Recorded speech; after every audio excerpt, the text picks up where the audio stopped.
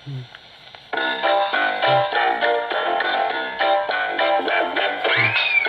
in, we'll take you for a spin and show you round the wheelie world. Hop on, it's fun, so come along and take a look at Wheelie World. You'll be surprised how good it feels to zoom around on the young wheels so merrily. Oh, whoopee! You don't need a ticket, but we'll take you on for free. And if you see no French vanilla, don't be worried, for there's no cause for alarm. Cause we've got Jolton, who's the dragon, he will keep you free from harm. It's fun at any time of year, so put your wheel in second gear and then hold tight. All right, we'll show you all the sights of Wheelie World.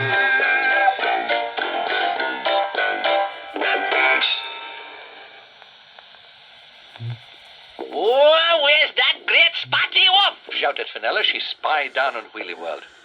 The great Spotty Oaf, or Chorlton the Happiness Dragon to his friends, was out picking flowers somewhere in the countryside. Even without him, though, the wheelies were cheerfully chattering amongst themselves and strolling up and down. Makes me sick, Snapped Fenella. Forgotten all about my horrible curses they have. No gratitude. Riley thought that was quite funny. And you all still, you one-eyed Irish drainpipe. Yeah, I like it. And you shut up as well. The witch turned to the magic spellbook. You'd better come up with something to bring a bit of misery into the world, or you'll find yourself wrapped around 10 penn'orth of fish and chips. At that, Claptrap twitched his spine and rustled his pages. The wheelies are without their friend, so quickly you must plan the end. You'll stop them laughing, make them sob, by bringing back the Octoblob. Ah, that's better, said Fenella. In fact, that's not bad at all. Let's see. Right. Smelly sludge and oozing slime, send to me the Octoblob. Make it noisier this time with a sound for every job. Oh, they're lovely. Right. Let's hear it for Fenella. Oh, that's lovely. Are you ready, my little pet? Right. Off you go and do your worst. And the Octoblob set off on its noisy way to the wheelie village.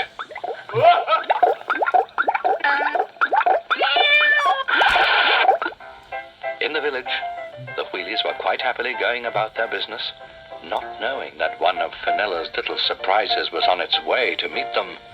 Her Majesty Queen Doris had been on a shopping spree, and she'd bought herself yet another new crown.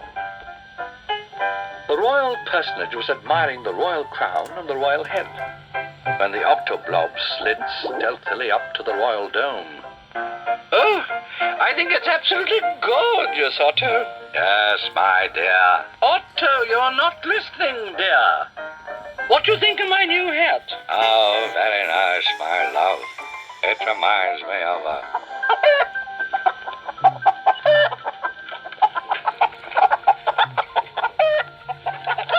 I beg your pardon.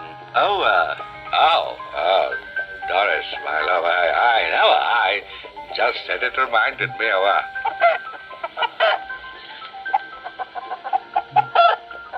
Oh, you brute, said Doris, very upset. You'll be calling me names next. Oh, my dear, I wouldn't ever do that. Why, you're an absolute... King Otto moved away from the royal dome very quickly indeed, leaving behind him a lot of noises that weren't being made by the Octoblob, which had disappeared again. Oh, Otto, how could you? Frightfully awful beast. Terrible, Otto. Oh, Your Majesty, said the minister. I'm glad you bumped into me. I was just coming along to say that I think your idea for the forthcoming Yuletide entertainment is absolutely... Absolutely what? Snapped the king. The minister was covered in confusion. Oh, I just said I thought it was... Very interesting, said King Otto. You're fired. Oh, thank you, Your Majesty. Your Majesty's a real... The Octoblob slid greasily away to see what he could do with the rest of Wheelie World.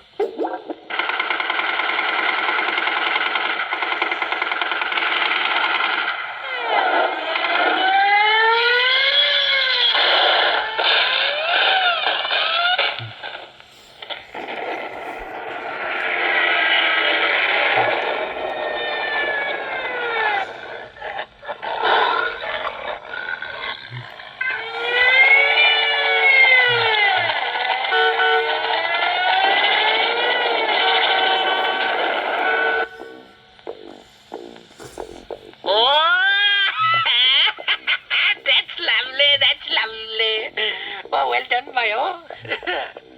Fenella was beside herself with evil glee. And here comes that great big soft spotty oaf. Oh, now he's for it. Chorlton had heard the noise coming from the village and had decided that they must be having a particularly rowdy party that he didn't want to miss. So, still clutching his flowers, he came ambling along towards the village.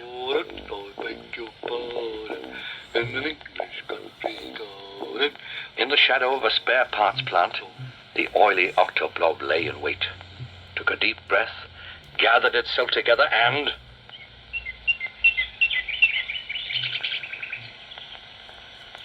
Chorlton stopped dead. That's great, like. Oh, I haven't heard a nightingale sing for years. And he peered about to try and find a nest. Of course, he didn't find one, but he did find the octoblob. "Oh, hello," he said. I'm Chorlton. Who are you? Said the octoblob. Oh, Chorlton laughed. Is that John Peel? Or Orange Peel? And as he laughed, the octoblob laughed too. Only it laughed like a whole audience full of people. Of course, Chorlton's happiness had worked on the octoblob so that only nice sounds came out instead of nasty ones. Oh, by gum, said Chorlton. That's clever. How do you do that? Quack, quack, said the octoblob by way of an answer. Oh, get up. You're as bad as that nice little old lady, Chorlton said, and then fell silent as the octoblob went into a very moving performance of the Carnival of Venice.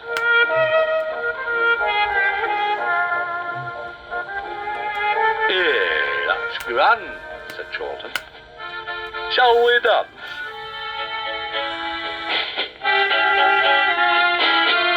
Hey, that was great. Who taught you all them tricks? There was a moment's pause. Then the octoblob said,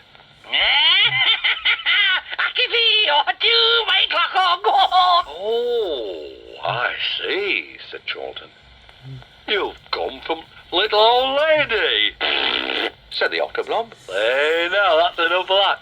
Come on, I'd better walk you back home.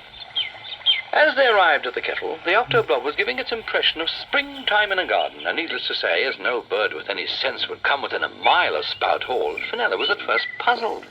And then, when she saw what had happened, furious. She popped down to investigate. Anyway, she screamed at Chorlton. It's you again, is it? You great, horrible, stupid dragon. What have you done to my octoblob? Oh, dear, it's no wonder I can't keep any of my staff. She turned to the oily blob, who was busy being a basket full of day-old chicks. You get up to the kettle, you stupid little thing. I give you a good idea with a roll of blotting paper. See how you like that? And with a quick, the octoblob disappeared. Now, listen, you! She screeched at Chorlton. Hey, I am doing, love. In it gradely. Gradely? Isn't what Gradely?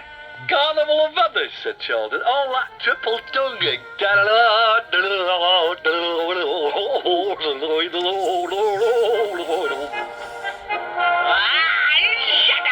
Said Fenella. Shut up! Shut up! Shut up! And she kicked her heels, stamped her feet, and shook her fists with fury. But she knew she was beaten again. She popped up to the kettle to take it out on her servants. Unfortunately for her, things were no better there.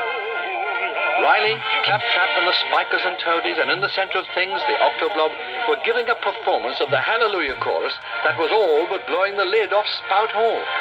By gum, that's gradely, said Chorlton to the wheelies. They stood in amazement as the kettle, in its birthday colors, shook, rattled, and rolled to the sounds that were coming out of its spout. Aye, he said. They're out like a bit of a Messiah. And he turned to the wheelies. But I think after we better go before he starts being Gary Glitter.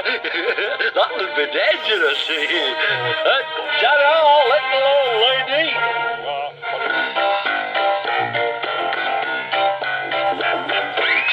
Jump in, we'll take you for a spinner, show you round the wheelie world. Hop on its it's fun to come along and take a look at Wheelie World. You'll be surprised how good it feels. So zoom around all the young wheels so merrily. Oh, whoopee. You don't need a ticket, but we'll take you on for free. And if you see no French Vanilla, don't be worried, no, there's no cause for alarm. Cause we've got Jolton, who's the dragon, he will keep you free from harm. It's fun at any time of year. So put your wheel in second gear and then hold tight. All right, we'll show you all the sights of Wheelie World.